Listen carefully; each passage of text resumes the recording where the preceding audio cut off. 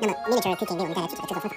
第一个单词来了 beef 牛肉，将牛腩清洗干净，切成大小均匀的肉块。做熟以后的牛肉一般都会缩水，所以牛肉不要切太小。时间来得及的话，最好拿清水泡20分钟，让牛肉多释放一些血水，放入碗中备用。接下来将洋葱切末，按牛肉和苹果的量小半颗就足够了。洋葱，英文我们可以说 onion， 蒜末 garlic， 准备一勺盐 salt， 胡椒 pepper， 孜然 cumin powder， 肉桂 cinnamon powder。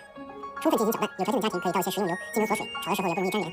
接下来开始处理苹果，去皮切块，想让汤汁浓稠可以切碎一点，最好在切完之后泡到盐水中，防止氧化。起锅烧油，又来了食用油，我们可以说 cooking oil。倒入已经腌制20分钟的牛肉，大火进行翻炒。家里有压力锅的最好还是用压力锅。锅烧热后，先爆香蒜末和洋葱少许的水，放一勺番茄酱 tomato sauce。番茄酱既有调味的作用，也可以增加颜色。放入已经炒好的牛肉，小火慢炖30分钟。下苹果，中小火再煮15分钟。这时候最好加一点盐，放盐可以让苹果快速出汤。把握好火候，可以不用勾芡。苹果炖牛腩主要的味道就是酸、甜，味道不够，糖和盐都可以互补，以调节到自己喜欢的味道为止。收干汤汁，起锅装盘。今天的视频到这儿了，别忘了记单词啊。